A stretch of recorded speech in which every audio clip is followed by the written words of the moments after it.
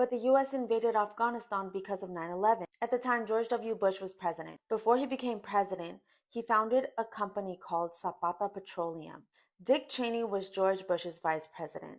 Dick Cheney was the CEO of Halliburton. Halliburton provides drilling solutions for every type of well. In 1998, Cheney toured Afghanistan because of the close proximity to the Caspian Sea. That was in 1998. Cheney didn't become Bush's running mate until 2000. Prior to George W. Bush being president in the 2000s, he founded a petroleum company called Zapata, and Dick Cheney, his vice president, was the CEO of Halliburton prior to him being vice president. Now let's backtrack to 1997. Halliburton made an announcement that they secured a contract in Turkmenistan. Simultaneously, Unocal, a petroleum company based out of California, publicized that the project they had been leading, the Central Asia Gas Pipeline, was set to be built and run through Turkmenistan, Afghanistan, and Pakistan. Seeing that corporate interests and government are essentially intertwined, it's worthy to mention that Unocal flew members of the Taliban into the United States, specifically Sugar Land, Texas, in order to discuss the implementation of the pipeline. Bear in mind that this is all prior to 9/11.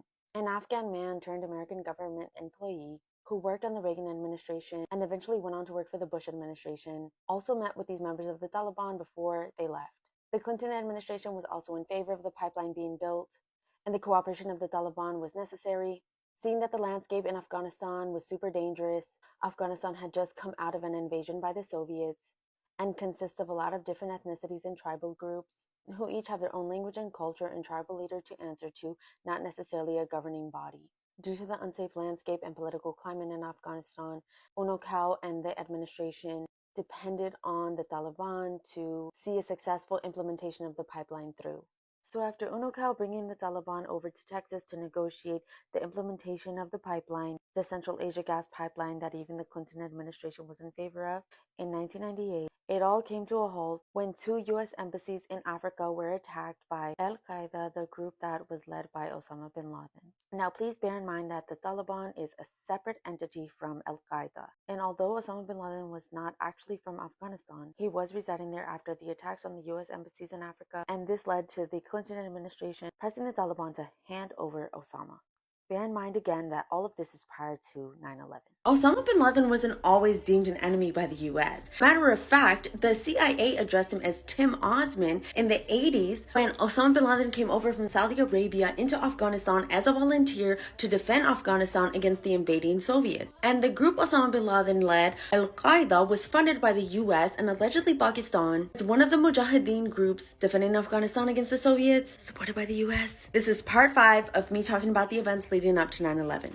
The Taliban and Al-Qaeda are two separate entities. The US being in cahoots with Al-Qaeda and a corporation called Unocal Oil and Gas to lay down an oil pipeline that will run through Afghanistan into Pakistan and from Turkmenistan. And once the Soviets left Afghanistan, Osama bin Laden moved to Sudan, where he had land, businesses, bank accounts, lived in a house outside of Khartoum. The US continued to be in cahoots with the Taliban. However, the US did not like that Osama bin Laden was allegedly funding a paramilitary group within Sudan, and therefore had Sudan expel Osama bin Laden out of the country. Instead of Osama bin Laden returning to Saudi Arabia, where he's originally from, he went to Afghanistan. So the Taliban told the Clinton administration, because remember, this is before 9/11 and before Bush, that they would have Osama bin Laden handed over to Saudi officials as Saudi Arabia was a U.S. ally. But suddenly 2 U.S. embassies were bombed, one in Nairobi, Kenya, and one in Dar es Salaam, Tanzania, by Al-Qaeda. So now the U.S. is really pressing the Taliban to hand over Osama. I'm going to remind you again that this is before 9/11.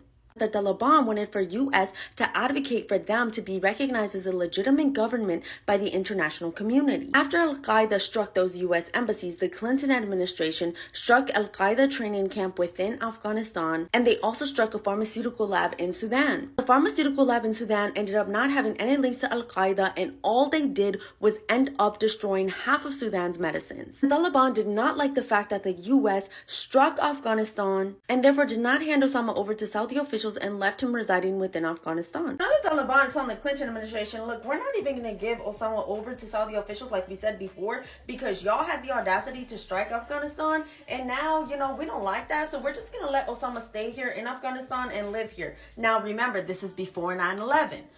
The Bush administration is on its way in and the Clinton administration is on its way out. The UNOCAL oil and gas employees that were within Afghanistan and within Pakistan to make this pipeline happen also have to be on their way out because of these political issues.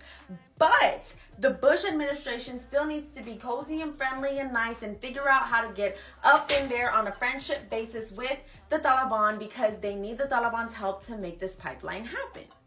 But mind you, that Bush administration was made up of nothing but oil and gas people. As a matter of fact, there's some magazine, some journal, the Oil and Gas Journal, really talk about how they're so excited with Bush's cabinet being full of previous oil and gas employees, including Dick Cheney. How do you take this off? Before Dick Cheney was Yeah, Dick is short for Richard. Before Dick Cheney was VP, was the CEO of Halliburton.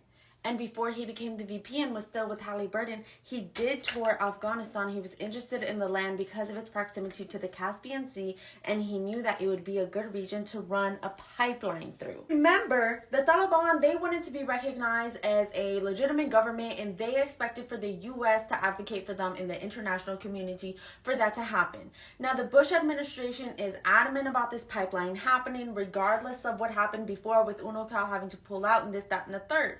So the Bush administration has its own terms for the way they want this to happen, and the Taliban just isn't really, it's not sitting right with them. So it comes to a point where the Bush administration tells them, look, you're either going to accept our carpet of gold or you're going to accept a carpet of bombs. Remember, this is prior to 9/11.